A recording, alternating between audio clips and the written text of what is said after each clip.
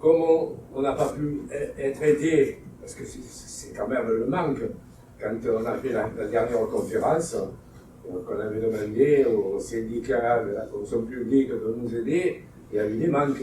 Donc, si on veut, hein, on a ciblé, il y a 4 ou 5 bourses du travail dans le Var, si on veut les conserver, on pourra aider, mais en particulier, il va bien falloir s'appuyer sur nos structures. Et là, je parle des structures des actifs.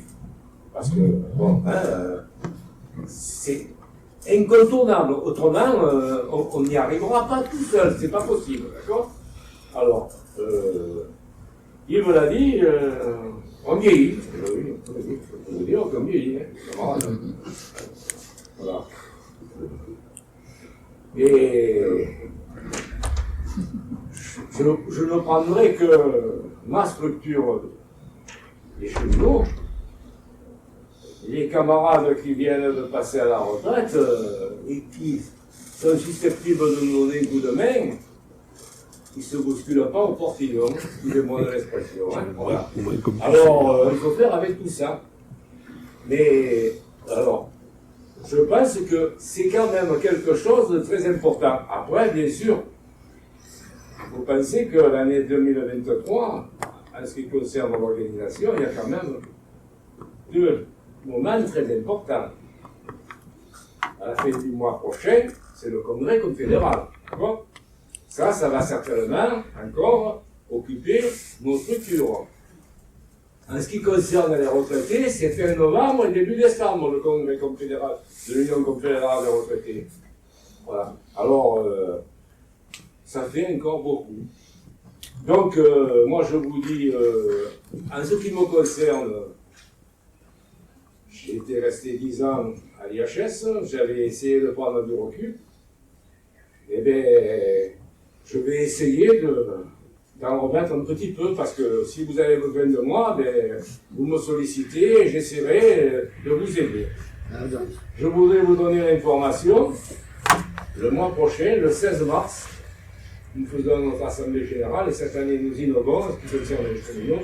Ça sera une assemblée générale active et retraitée. On doit essayer de relancer l'activité. Donc, ça sera le 16 mars. Vous savez, là-bas, on va le TC. C'est prévu à partir de 9h. Je ne sais pas si nous aurons l'occasion de, comme on fait d'habitude, de manger un bout ensemble, mais ça, pour l'instant, on n'a pas encore décidé. Mais notez bien cette date, le 16 mars. Je sais quand même que j'y ai tenu, parce que ça aussi j'y tiens, que déjà les 2 structures ont réadhéré en 2023, parce que ça aussi j'y tiens. Je fais le point avec les 14 ou 15 cheminots qui sont adhérents à l'IHS pour savoir s'ils ont renouvelé leur adhésion aussi en 2023. Ça rentre doucement, mais là aussi je vais m'y coller. Mais c'est vrai que, bon, comme je disais à mon camarade Jean-Pierre tout à l'heure, je reprends un bain de jouvence parce que je n'y vais pas pour des raisons de papy. Je gardais ma petite fille le 19 janvier, mais j'y suis allé le 31, j'y suis allé le 7, j'y serai après-demain. Mais qu'est-ce que c'est bon dans la rue. Et puis, je disais, il n'y a pas plus tard que mardi, j'en ai vu 3 de chez moi, que j'avais plus vu depuis au moins 15 ans. Je dis, oh, vous vous réveillez, excusez-moi camarade, ça a été le plus fort. Comme ça, je dis, vous vous réveillez là? Ah, ben, ça m'a fait plaisir de vous voir. Parce que c'est ça, c'est ça. Donc, alors bon, et j'espère que samedi, on sera encore plus nombreux parce que là, hein, excusez-moi, mais, hein, les copains du secteur privé, hein, il n'y a pas de retenue de salaire là, hein, donc il faut qu'ils y soient, hein. Et avec les enfants, les petits-enfants, parce que moi je sais que mes petites filles seront avec moi, mais voilà, donc il faut en prendre encore sur soi, et bien, on va essayer, alors je vous le dis, hein, bon, avec Robert, là c'est le contact, si vous avez besoin, eh bien, j'essaierai de vous donner encore un coup de main, c'est tout. Très bien. Vous voyez qu'on rajeunit le sud. N'oublions pas qu'on a failli perdre la bourse du travail à Toulon. Quand on a été déménagé, c'est soi-disant parce qu'il y avait des dégâts, mais il n'y avait aucun local de libre. C'était sous le FN. C'était le Chevalier. Ça, il ne faut pas l'oublier non plus. Tout à fait. Tout à fait. Pas qu'on revoit au niveau de notre structure individuelle, etc. Parce que je me rappelle quand au début, moi j'attends que vous... Ah, ok, d'accord. J'avais mon syndicat. Alors, ou alors il faut faire peut-être la communication par rapport aux syndicats, mais les syndicats aujourd'hui, je ne vois pas trop comment ils sont dans les entreprises parce que je suis complètement. Mais d'après les échos que j'ai, c'est difficile avec justement le Covid qui est passé par-dessus, le télétravail, les différentes positions des personnels et des encadrants et des chefs de service. Je pense que c'est très difficile. La discussion avec tous les gens que l'on rencontre, riches aussi bien en bien qu'en mal.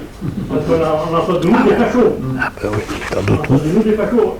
Elle Mais manque pas. le pire, c'est, il y a 2 semaines de ça, que je suis tombé sur un autre, il m'a dit qu'il était ancien délégué de CGT et que la CGT ne faisait rien pour le privé. Alors bon, j'ai bien, je vous l'expliquer, mais depuis des tortues, il a voulu rester dans cette idée, quoi. Hein, bon. Je lui ai dit, je vais te rappeler, moi, t'as lutin. Et ce que je vais faire maintenant, c'est que je vais me faire du fascicule et énumérer toutes les luttes qui ont été menées par la CGT, notamment. Derrière ça, il y a une volonté de division et d'amener les syndicats à se replier sur leurs revendications catégorielles et justement ne pas voir le mouvement d'ensemble, comme il y a aujourd'hui sur les retraites. Et donc c'est très vicieux. Allez. Oui, moi je crois que c'est un débat effectivement à avoir, mais pour redonner aussi, quel souffle redonner? Parce que c'est vrai qu'en 81, avec la loi Quillot, enfin pas la loi Quillot, la loi concernant les conditions de travail et le CHSCT, qui a amené effectivement ce que vient de dire le camarade. Et je pense que le débat que nous avions eu au 1er mai à l'époque avec Stéphane Sirot, je crois, avait précisé de dire qu'on en avait parlé de ça. Parce qu'effectivement, aujourd'hui, moi j'ai suivi le conflit de Pisorno, là, quand on a bloqué la Seine. Il y a un nombre important d'entreprises, mais qui n'ont pas de lieu, effectivement, pour se réunir. Alors, est-ce qu'il ne serait pas temps de redonner aux bourses du travail une connotation de lieu des travailleurs? Parmi les syndiqués, il y en a quelques-uns qui sont très militants qui viennent à la bourse. Moi, j'ai animé pendant 10 ans une union locale dans l'ouest de la France. Donc il y avait quelques entreprises un peu importantes, et pour l'essentiel, c'est des TPE, quoi. Et effectivement, les relations, quand tu es à 7 ou 8 dans une entreprise avec le patron, ça n'a aucun rapport avec une entreprise de 300 personnes. Donc c'est un peu compliqué. Mais on est arrivé à faire vivre ce lien qui a été évoqué entre les gros syndicats, entre guillemets, parce que chez nous, gros, c'était pas aussi gros que ça quand même, et les militants isolés, ce qui nous a permis de faire la première manifestation de toute l'histoire de la ville.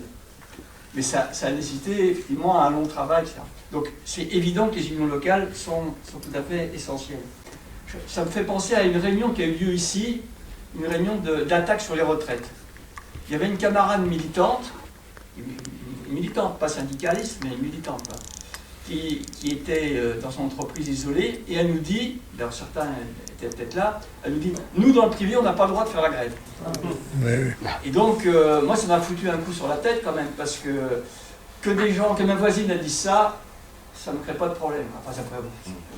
Mais qu'une militante soit aussi peu éduquée sur le sujet, ça illustre quand même dans quelle situation on est quand même. Je vais expliquer, hein, mais... donc ça veut dire qu'effectivement, le rôle des unions locales et des bourses, c'est tout à fait essentiel.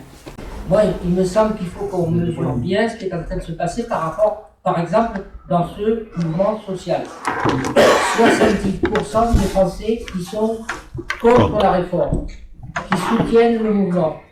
Ces 70%, c'est que des ouvriers? Absolument pas. Il y a même des petits patrons qui soutiennent ça. Est-ce qu'on s'en rend compte? Est-ce qu'on s'appuie là-dessus? Ou est-ce qu'on fait une croix sur ces gens-là?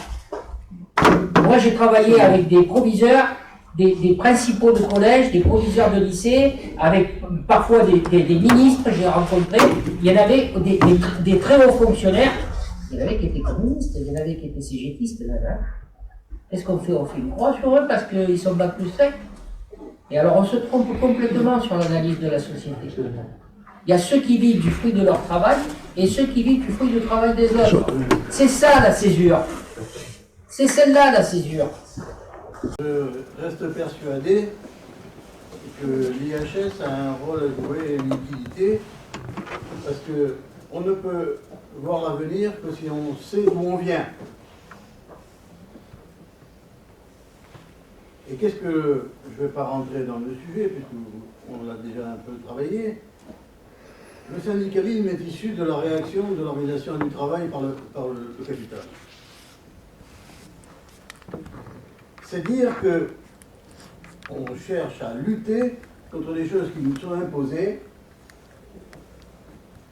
et ça nous amène, tout au long de l'histoire, à voir un peu comment s'organiser pour ne pas subir, ne pas être dominé. Au moment où on est, je ne développerai pas, mais le Covid a été un moment d'accélération phénoménale de la transformation de l'organisation du travail des entreprises. Naval Group a près d'un tiers de son personnel qui est en télétravail. Quelles conséquences considérables. Non seulement sur le contact humain, mais sur l'auto-exploitation aussi. Et donc, l'effacement des conditions de vie et de travail pour les salariés concernés. Et donc, en conséquence, sur la possibilité de s'organiser pour collectivement contester ce que l'on vit. La question d'une juste répartition du PIB, de la plus-value ou autre, est une grande question. Mais le PIB et la plus-value est en train d'échapper. L'organisation du capital a fait échapper la plus-value et sa répartition de la question nationale. Par la mondialisation, particulièrement. Ça doit nous interroger comment on peut reprendre la main sur le résultat du travail des salariés. Et moi, je crois que l'IHS peut aider au moment où on est en train de préparer les congrès syndicaux. Et je trouve d'ailleurs que le mouvement sur la retraite auquel nous participons nous offre une opportunité considérable.